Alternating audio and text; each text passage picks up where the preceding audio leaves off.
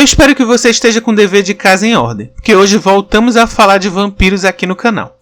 Aliás, como vimos, para essa série não basta só literatura vampiresca não. Vai precisar de um bestiário inteiro para se dar conta da quantidade de vilões, monstros e criaturas das trevas tem nesse seriado clássico dos anos 90.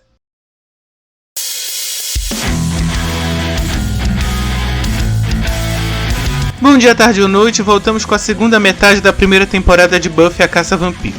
Hora da nossa heroína ficar cara a cara com o mestre vampiro que está prestes a abrir o portal do inferno bem no meio da cidade em que ela mora. Isso é que é ano letivo, hein?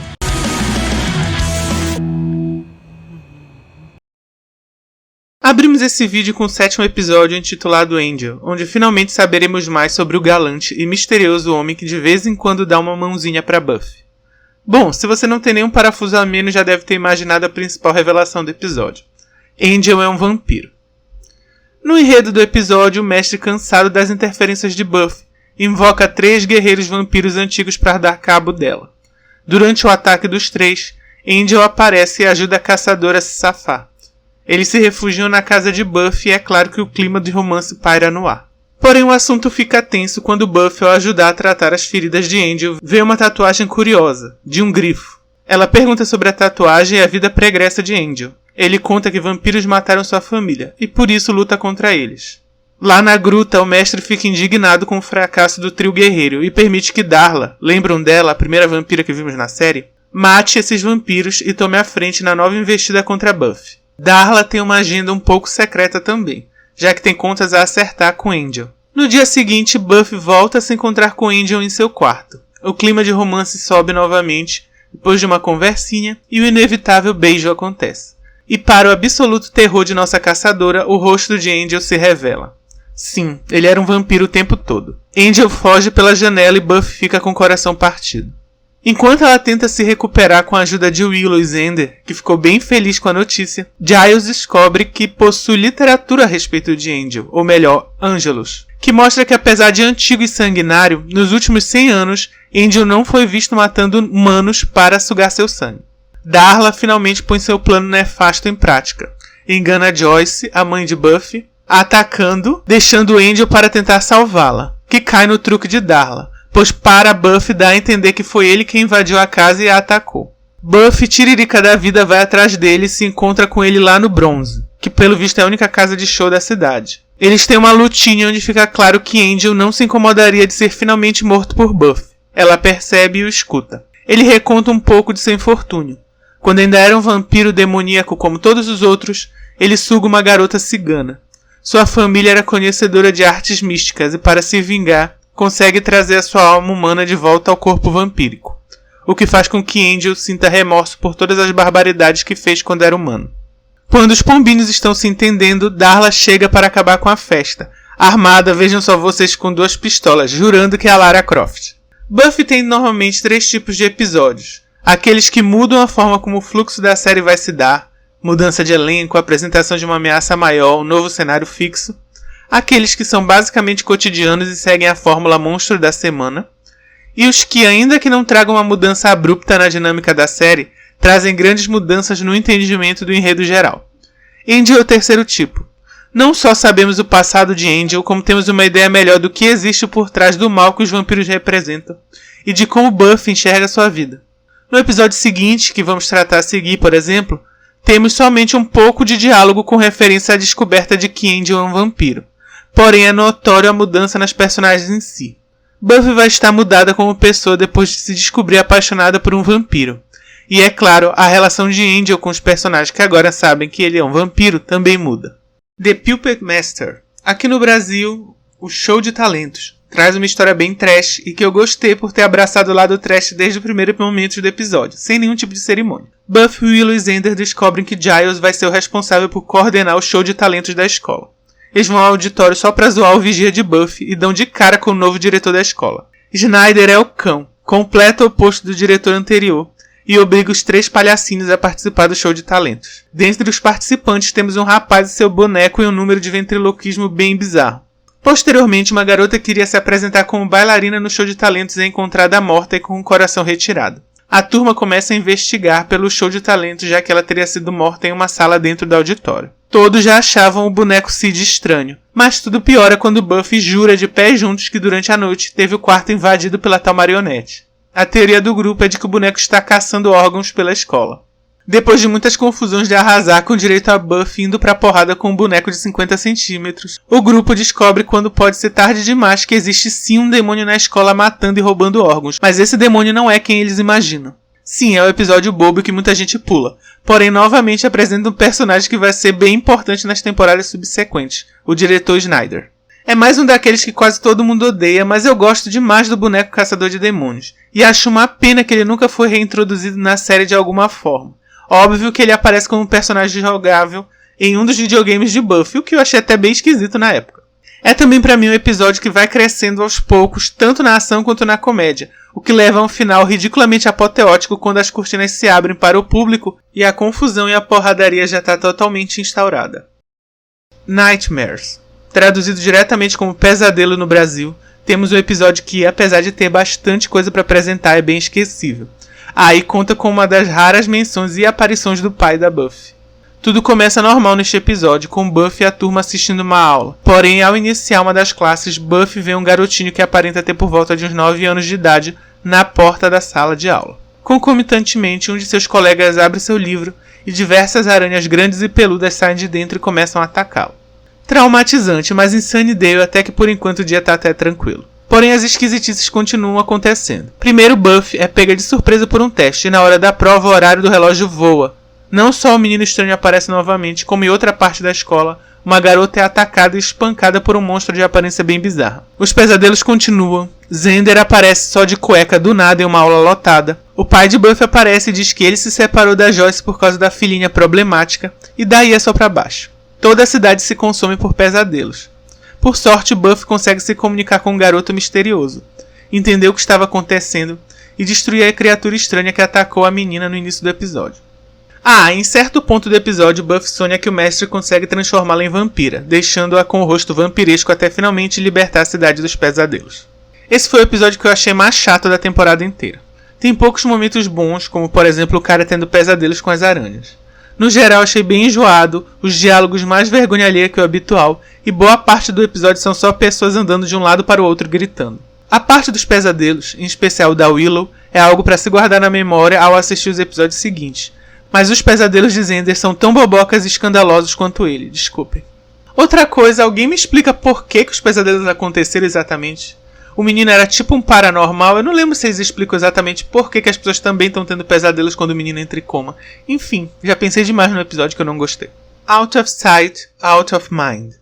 Penúltimo episódio da temporada, e desta vez, acreditem se quiser, temos um episódio mais focado na Cordélia. Com o nome no Brasil de Fora da Mente, Fora da Visão. Tudo ocorre às vésperas de um baile em que uma rainha da escola vai ser coroada. Ataques impossíveis começam a acontecer a alguns alunos da escola. O primeiro no vestiário masculino. Um atleta que estava de namorico com a Cordélia é atacado por um taco de beisebol voador. O garoto sobrevive, mas nos armários onde ocorre o ataque a palavra look, que significa olhe em inglês, aparece em spray de tinta vermelha. A turma de Buffy já fica com a pulga atrás da orelha e começa a fazer suas investigações, imaginando se tratar de algum tipo de fantasma. Porém, a entidade não dá trégua. Logo depois desse ataque, Harmony, a best da Cordélia, é empurrada escada abaixo por uma força invisível. Enquanto o grupo se dispersa ao começar suas investigações mais acirradas, Buffy segue o som de uma flauta esquisita. Angel aparece e entrega um misterioso livro de profecias para Giles, e Cordélia, que ia se encontrar com a professora para pegar umas dicas no seu trabalho de literatura, encontra a coitada sendo sufocada por um saco de plástico. Cordélia consegue ajudá-la e no quadro atrás delas a palavra recém-escrita listen, que significa em inglês ouça.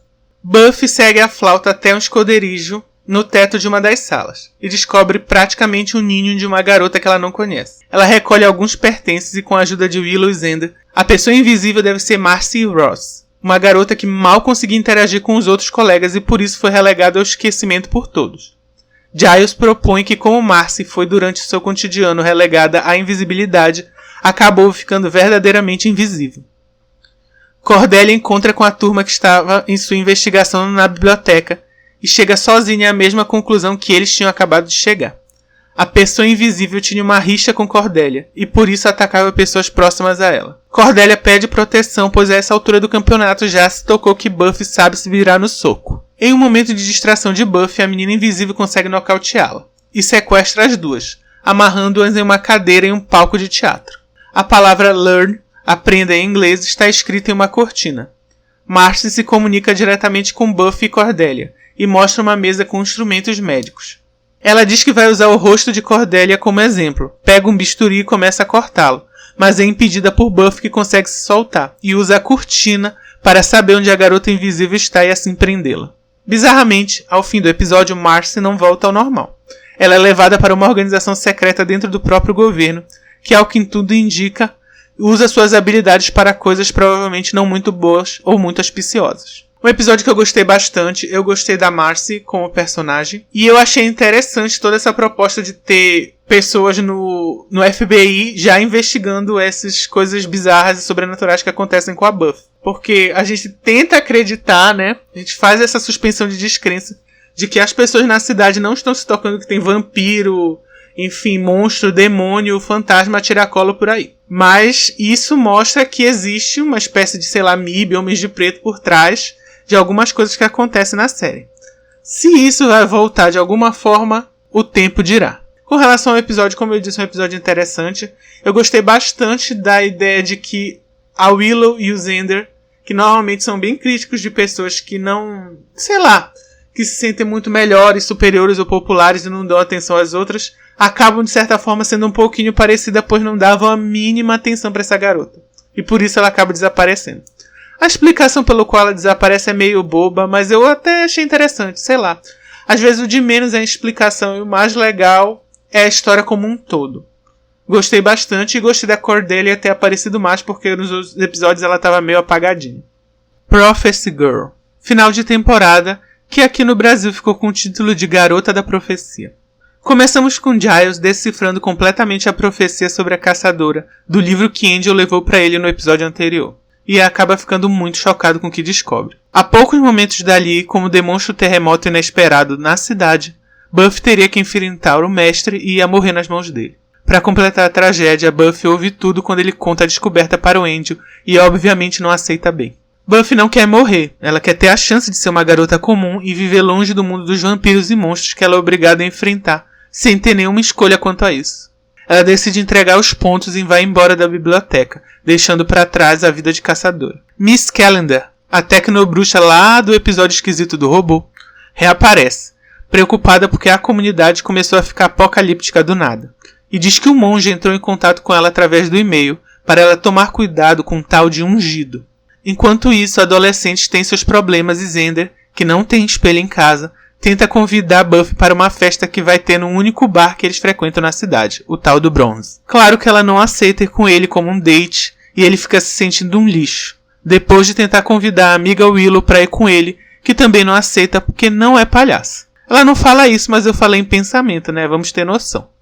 Ao chegar em casa desolada, Buffy tenta convencer a mãe a viajar no fim de semana, e não dá muito certo porque Joyce estava cheia de trabalho. A mãe, no entanto, interpreta a insegurança da filha como uma forma de dizer que não quer ir para o baile, e tenta convencer a filha a ir a tal festa. Inclusive, lhe compra de presente um lindo vestido que viu que a filha estava de olho quando elas foram no shopping. Buffy se comove com o gesto, mas também com a impotência de não poder contar a verdade para a mãe. Cordelia, que está encarregada de ajeitar a festa, pede ajuda para Willow na parte técnica da coisa.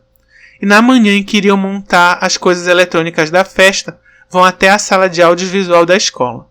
E lá encontram a sala repleta de corpos de colegas atacados por vampiros. Uma cena bem tensa que deixa Willow bem chocada. Sabendo do ocorrido, Buffy, vestida com a roupa que sua mãe tinha comprado para a festa, visita Willow, que não lidou bem com a chacina na escola. Para ela aquilo foi diferente das outras vezes, mais brutal e mais pessoal. Enquanto isso, na biblioteca, Giles reúne as informações que Miss Calendar obteve sobre a profecia em outras fontes, e chega à conclusão de que o ungido é uma criança que tem a intenção de levar Buffy para ser sacrificada ao mestre. Ele explica para a professora que Buffy é a tal caçadora, mas que não vai permitir que ela se sacrifique, e decide ir matar o mestre no lugar dela. Buffy ouve a conversa de novo, pelo visto virou um hábito dela, né, ouvir conversa atrás da porta, e o impede dando um socão nele. Ela compreende agora que sabe que vai morrer, mas que não faz sentido se opor ao destino. Ela vai procurar o mestre e na saída da escola encontra o garotinho que passou a temporada toda com o mestre lá naquela gruta. Ela sabe que ele é ungido e ele a leva ao encontro do vilão. Xander e Willow descobrem tudo ao chegar na biblioteca. Xander pede a contragosto a ajuda de Angel para impedir a morte de Buffy, porém chegam tarde demais. Buffy tenta destruir o mestre, mas cai na armadilha dele e é mordida. O sangue da caçadora energiza o vampirão, que consegue quebrar a barreira que o prendia, e agora ele pode livremente ir até a entrada da boca do inferno, abrir e instaurar o pandemônio na Terra. Angel e Xander chegam ao local e encontram o corpo de Buffy jogado num laguinho que tinha na gruta. Ela aparenta estar morta, mas Xander não desiste da amiga e faz aqueles movimentos de salvamento para pessoas que estão afogadas. De alguma forma o procedimento dá certo e Buffy está viva. Miss Calendar e Willow acham que a boca do inferno está embaixo da casa do show Bronze. Lê do engano. Ao sair da escola para ir até lá, elas dão de cara com dezenas de vampiros que estão indo em direção à escola. Quando estão cercadas, acabam sendo salvas por Cordelia e seu carro. As três entram na biblioteca com carro e tudo e tentam se proteger dos vampiros que querem entrar. Um novo terremoto acontece e a rachadura no chão da biblioteca abre mais um pouco, deixando que um tentáculo monstruoso saia de lá e ataque Giles e as garotas.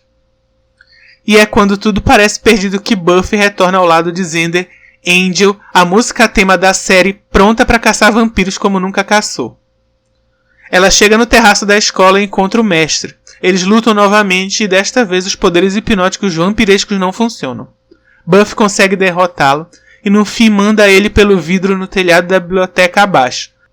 No maior estilo Fatality do Mortal Kombat, ele cai em cima de uma estaca gigante que tinha no chão, morrendo, mas deixando para trás seus ossos. A boca do inferno se aquieta, os vampiros vazam e todos estão traumatizados, mas em paz. Voltamos com continuação da primeira temporada de Buffy aqui no canal. E hoje a gente vai falar dos episódios finais e fazer um apanhado geral de como foi essa primeira temporada, os altos, os baixos, etc. Depois da vinheta.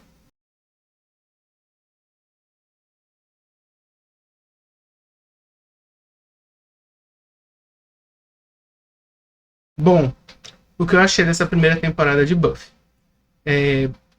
Eu acho que, pelo menos pra mim, funcionou muito bem. Porém, eu sempre deixo claro que eu gosto um pouquinho das coisas trash. Não sou aquela pessoa que gosta de tudo com uma qualidade muito boa, principalmente nessa área de efeitos especiais. Eu acho que os efeitos especiais de antigamente, lá do final dos anos 90, 2000, tem seu charme até hoje. Essa é a minha opinião. Então, eu realmente não sou uma daquelas pessoas que se incomoda muito com essa parte meio estranha. Óbvio que quando a gente fala dessa parte assim meio trash, a gente tá mais falando da imagem, né? Da forma como as cenas de ação são feitas, etc. Quando a gente chega pra falar do roteiro, aí que a coisa fica meio mais ou menos, né? Porque mesmo quando você gosta de coisa trash, às vezes você olha e fala assim, realmente esse tipo de roteiro não funciona.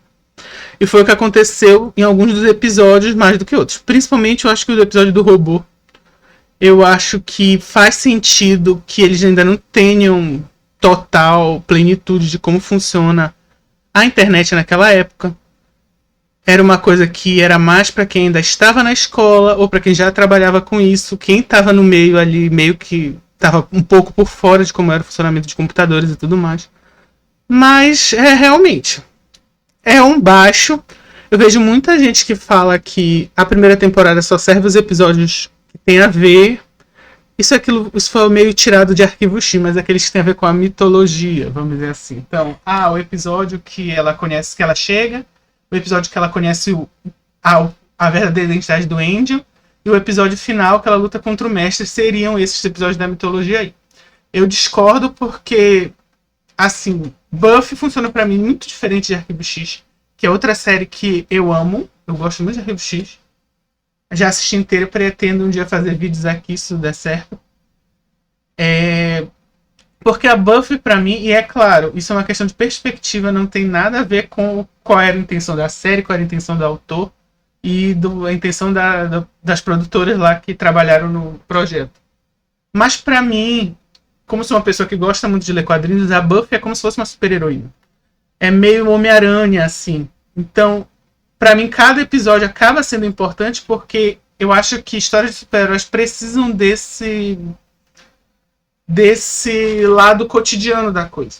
É por isso que filmes de super-herói, às vezes, eles falham em trazer alguns elementos, enquanto séries de TV, que às vezes têm um orçamento muito pior, um roteiro nem tão bom, elas conseguem, porque só de você ter aqueles problemas e ter um dia uma ameaça maior, um dia outra ameaça menor, outro dia uma ameaça que ele nem vai lembrar, esse tipo de coisa, ela traz esse cotidiano para o mundo dos super-heróis, que eu acho que é algo que Buffy tem desde essa primeira temporada e eu gosto bastante. Claro que isso traz alguns problemas, porque tem episódios que realmente são bem esquecíveis. Essa primeira temporada é mais curta que as outras, ela tem... não chega a ser metade, mas ela tem... quase a metade. Normalmente as temporadas de Buffy, a partir da segunda, vão ter cerca de 22 episódios. Essa aí teve 12.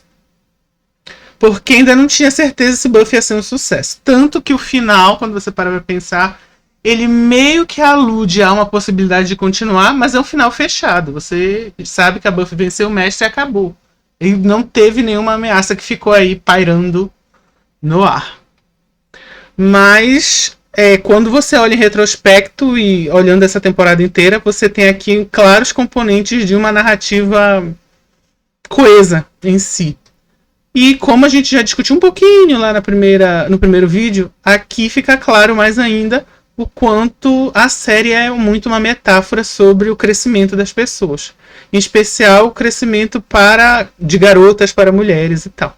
Mas eu acho que qualquer pessoa consegue se identificar com muitas coisas e principalmente tem também um componente do crescimento de uma pessoa que ela é, vamos dizer assim, não diria um pária da sociedade, mas que tem alguma coisa nela que a separe das demais. Então, aqui nesse último episódio, muito bom, e eu achei até interessante que ele não é de 2 partes, ou seja, eles decidiram não enrolar. Podia, né, ter feito o primeiro episódio, né, que deveria ser o piloto, ele é em 2 partes. A Buffy, ela finalmente percebe todo o perigo que ela está correndo devido a ela ter descoberto, ouvindo sem querer, que tinha essa possibilidade. Possibilidade não, né? Tava escrito que ela iria morrer ao enfrentar o mestre e é óbvio que ela ficou com medo e não queria morrer. Mas é interessante porque a gente pensa assim, é óbvio que ela ficou com medo, porque a gente está vendo isso pelo mundo real, né? A ótica do mundo real. Mas quão comum talvez seja história de personagens que são predestinados ou tenham poderes que são entregues ou por Deus ou por alguma coisa. E eles não têm isso, né? Eles não têm esse tipo de reflexão. É quando você para e pensa o quanto às vezes você precisa desenvolver, evoluir quando você está fazendo qualquer tipo de material, até esses entretenimentos que são considerados mais baratos. Aqui, quando você tem a Buffy se negando a participar, tentando fugir dessa situação, desse destino, você tem aqui mostrando como é que funciona as dores, como são as dores do crescimento de uma pessoa. É óbvio que ninguém aqui tem o peso do mundo nas costas, como é o caso da personagem, da protagonista, mas de certa forma isso pode ser reflexo para coisas que nós passamos nas nossas vidas. Vai chegar num ponto, numa idade parecida com a que a Buffy tem, talvez menos, que você começa a perceber que sim, você vai morrer, existe um mundo real, você precisa deixar um legado, você precisa escolher uma carreira, você precisa trabalhar, etc, etc. Então, essa primeira temporada, e isso vai ficar perceptível quando a gente for vendo as temporadas de forma... assim, não como simplesmente como uma história só, mas como fragmentos de uma mesma história, fica mais perceptível fases do crescimento. E aqui é essa. É o fim dessa parte da infância e a adolescência hard. Antes de chegar no início da fase adulta. É isso que vai representar esse final de temporada. A Buffy ainda tá na escola, ainda tem esses problemas de... será que eu sou popular?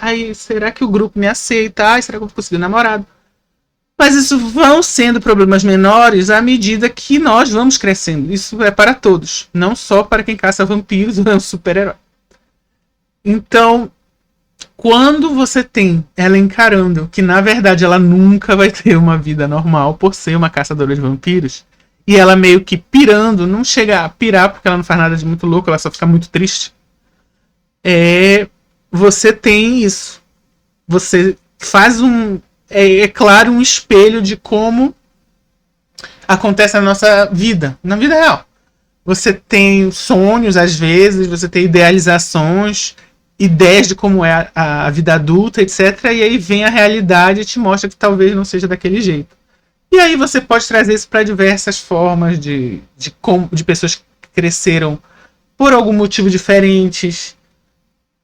Sei lá, por 1 zilhão de motivos que podem chegar a se identificar com o que acontece com a Buffy aí.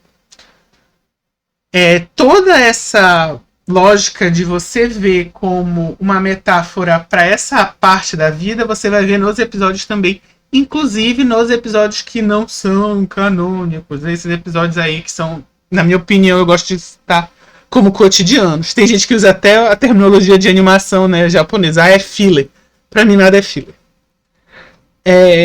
Que você tem também essa mesma lógica, você pegar cada vilão vai ter alguma coisa a ver com as dores do crescimento de quem tá nessa faixa etária. O penúltimo episódio é sobre uma menina que desaparece.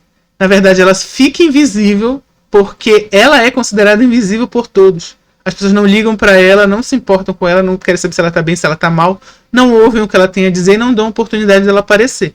E devido a ela estar lá naquele lugar da boca do inferno e tal, acaba que a ideia que tem dela acaba se tornando realidade e ela fica mesmo invisível, ninguém é capaz de vê-lo. Você tem no caso do demônio que entra no robô. Sim, essa história ficou entranhada e vai ficar servindo de exemplo aqui no vídeo. Onde você tem até... É tão claro, porque você tem uma comparação de como ele seduzia as pessoas quando ele ainda era um demônio de carne e osso, monstruosidade, enxofre, sei lá como é que diz. Que tinha toda a lógica do culto. Ele fazia as pessoas adorarem ele como se adora uma divindade e tudo mais. E aí quando ele vem para a modernidade, como é que ele faz? Ele tenta fazer com que as pessoas se apaixonem por ele, sendo aquela pessoa que faz catfish em aplicativos. Na época não existia aplicativo, eram uns chats, né? Aqueles fóruns de internet. E é como a Willow conhece ele e fica apaixonadinha porque ele é um predador. Ele também é uma metáfora para o predador que aparece muito nessa época na vida das pessoas, principalmente de mulheres jovens, meninas. E ele se passa por ser uma pessoa que ele não é de verdade. Isso você vai assistir em qualquer telejornal, notícias assim. De predadores que fingiam ter a mesma idade, que é o que ele faz. Ele finge que ele é um outro aluno que tem a mesma idade da Willow, que tem os mesmos interesses, quando na verdade ele é um demônio de 200, 300 anos. No caso da vida real, ele não chega a ter 200, 300 anos. Nem uns 40, uns 30, continua sendo um demônio. Mas com a idade menos avantajada, vamos dizer assim. E você tem o episódio da professora lá no início, não sei se vocês lembram. Que é muito comum que alguns jovens rapazes se apaixonem por uma professora que é mais bonita e tudo mais. E aí você tem a professora que vai aceitar, vai ter esse interesse recíproco, que no fundo não é recíproco, porque você tem um imbalanço aí, e ela também é uma predadora. No caso, eles fazem a metáfora dela ser um inseto que come a cabeça dos machos e põe ovos e tudo mais. Então, cada episódio, de certa forma, ele vai servir como uma metáfora para esses pontinhos da vida que podem acontecer quando você está crescendo e tal. A própria, se vocês pararem para pensar, claro que você tem toda a idealização romântica de é uma caçadora de vampiros se apaixonando por um vampiro. Mas a própria ideia do Angel, ela se apaixona por um cara que é mais velho, que é misterioso.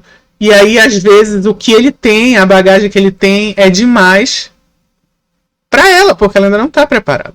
Então, até isso pode ser visto como uma metáfora para situações que as pessoas vivem.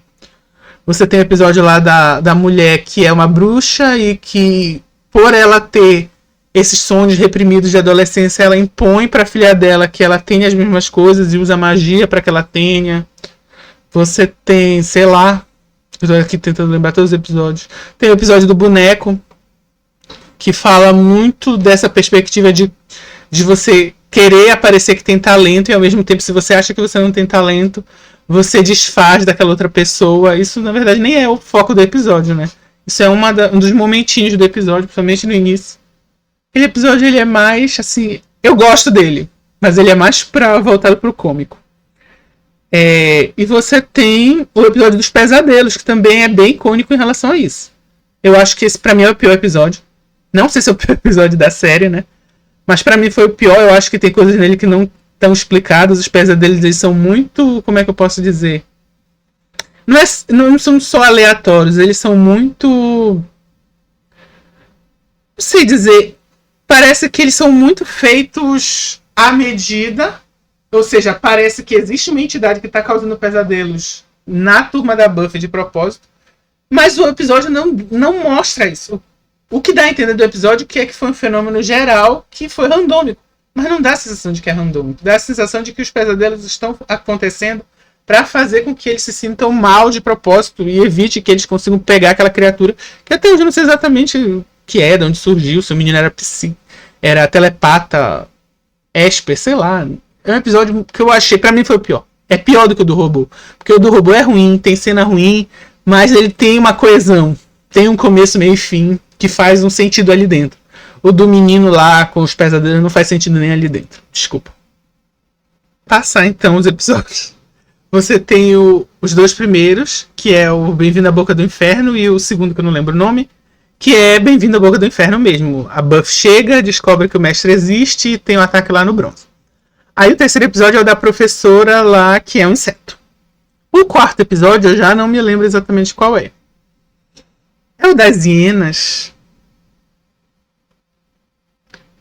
Cara, ou é o quinto episódio das hienas? Tá, calma. Calma. Os dois primeiros. Aí o terceiro é o da professora, que é bruxa. Ah, faltou da bruxa. Foi esse o erro. Os dois primeiros. Aí tem o episódio da bruxa. Tem o episódio da mulher, que é a professora que come cabeça, sei lá o que é um inseto. Aí você tem o episódio das hienas. E o sexto é o episódio do cara que se apaixona pela Buffy porque acha ela meio gótica, estranha, sei lá. Aí o sétimo episódio é o do Angel, que eles descobrem quem ele é. Meio óbvio que ele era um vampiro, né? Aí tem o episódio... O oitavo é o do robô. Do demônio robô. Aí o nono é o dos pesadelos ou dos bonecos, eu não lembro exatamente, eu acho que é o dos bonecos. O décimo é o dos pesadelos. O 11º é esse episódio da menina que desaparece. E o 12º é o final de temporada, onde ela luta contra o mestre. Bom, eu achei interessante essa luta contra o mestre. Eu achei interessante a forma como ele resolveu o dilema dela morrer. Mas não morrer mesmo, claro. Ia ser até um final bem triste, mesmo que fosse o final. Sério. Dela morrer, mas não morrer. É óbvio que a essa altura do campeonato, mesmo sendo ainda o 12º episódio de, sei lá, mais de 100, 140 episódios deve ter, Buffy, não sei. Você já entregou a Deus a coerência, então sim, tudo acontece na escola, no bronze e na casa da Buffy, é isso. O resto da cidade fica meio à mercê desses locais, não faz tanto sentido. Mas é aquilo. Eu vejo como historinha de super-herói, portanto, eu não me prego tanto à realidade, eu me prego mais a ação, a mensagem e a mitologia. Eu gostei dos monstros que eles usaram além dos vampiros, e eu gostei da forma como eles enxergam vampiros. Cada história de vampiro que você vai ter, desde o Drácula, passando por, sei lá, as crônicas vampiras lá da Anne Rice, passando por esse mais recente que é o... Como é o nome, meu Deus? Twilight, eu esqueci o nome em português. Passando pelo Twilight, o que quer que tenha de vampiro atualmente. O Vampire Diaries, né? É o mesmo Twilight. Tem o True Blood, que é com aquela mulher que fez a vampiro. Enfim.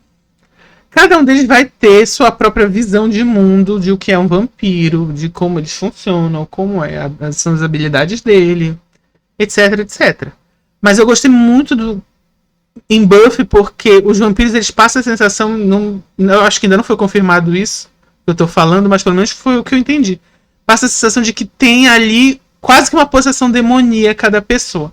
Então o vampiro, ele acaba sendo uma versão da pessoa baseado nos piores traços dela. Foi assim que eu tive a sensação quando eu enxerguei o vampiro e levando em conta o Angel sendo esse cara, vamos dizer assim, que de alguma forma não tá mais vampiresco. Óbvio que eu sei que eles explicam, porque eu já assisti alguns episódios de Buffy antes. E sei por que o Angel é diferente dos outros. É algo que vai ser explicado daqui a pouco na segunda temporada. E daqui a pouco estaremos falando sobre ela. Quanto aos personagens, todos são muito bons. Mesmo os que eu não gosto. E assim, deixando claro, quem eu não gosto, Xander. Ele é insuportável. Ele é insuportável. Eu acho que isso eu falo já tendo em perspectiva toda a série. A série se beneficiaria pra mim, claro. Isso sou eu, né? Gosto pessoal. De ter menos episódios com o Xander. E isso não acontece, eu acho que não existe episódio sem o Xander. Até o fim da série a gente vai ver, mas não existe. E tem os momentos que ele é simplesmente desnecessário. Ele traz aquelas piadocas lá que, se funciona, você dá uma risadinha, se não funciona, você quer que suma, você fica com vergonha ali. Então, eu acho que, mesmo a Willow, eu gosto da Willow, mas se dependesse disso, se precisasse em alguns episódios a Willow sumir, pro Xander também sumir, que bom. E é isso, eu acho que o Xander é muito enjoado.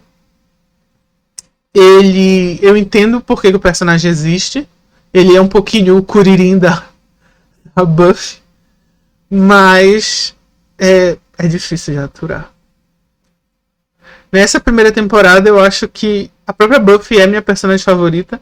Mas se a gente não puder usar protagonistas, eu acho que eu fico com o Giles. Eu achei que o personagem foi bem escrito para conseguir trazer um pouco dessas histórias clássicas e juntar com esses tipos de história moderna. Pra época, eu acho que até hoje o Buffy é bem moderno. Porque muitas séries, filmes ainda se inspiram bastante na série. E é isso, eu gostei do mestre como vilão. Eu acho que se você para pra pensar que sou eu divagando e exagerando na interpretação, eu acho que dá pra fazer ali um paralelo entre o vampiro que ele não é o mais velho, mas é um dos mais velhos, por isso ele é mestre, né? Eu não sei se eles dizem que ele é o mais velho de todos os vampiros ou tal, mas dá a sensação de que ele é muito mais velho que todos os outros. E a Buffy que representa a juventude, porque as caçadoras, elas são sempre mulheres jovens. Então você já tem aqui algo que você vai ver na série em vários e vários episódios e de uma forma geral e ampla. Que é essa dicotomia entre o velho e o masculino contra o moderno, o novo e o feminino, que é o que a Buffy traz. A Buffy é uma protagonista que ela tem a força física, mas ela também tem traços que são considerados bem femininos para a época. Então isso já é um ponto positivo para mim para a série, porque eu acho que muitas vezes quando você cria essas personagens que são heroínas de ação, às vezes elas parecem menos como mulheres normais que você encontraria por aí. E isso às vezes é meio chato, porque como isso não acontece? Você tem o cara é o super-herói super forte, mas mesmo assim ele é o palhaço. Ou mesmo assim é o cara sério, ou mesmo assim é o cara triste. Enfim, as coisas que a gente tem, esses traços masculinos, a gente vê de diversas formas nos heróis. Mas quando a gente fala de traços femininos, por exemplo, ela é uma pessoa mais maternal, ela é uma pessoa muito preocupada com feminilidade, com beleza, com esse tipo de coisa. Ou, enfim, qualquer outro traço que você considere feminino, você não vê tanto. Ou você vê aquelas mulheres que têm mais traços que são considerados masculinos, ou você não vê, assim, quase nada. Fica uma personagem que você só acha, assim, meio robótica. E a Buffy é o oposto disso em tudo. Ela tem muita personalidade, ela tem desejos, ela tem vontades, faz com que ela seja bem realista e eu acho que o sucesso da série, pra mim, é a forma como a Buffy foi trabalhada como heroína. Nada funcionaria se ela não fosse tão bem trabalhada. Não funcionaria o relacionamento dela com o Angel, não funcionaria o relacionamento dela com os amigos lá, com a Willow e com o Xander. Não funcionaria até o embate dela com a Cordelia. A Cordelia é interessante porque você...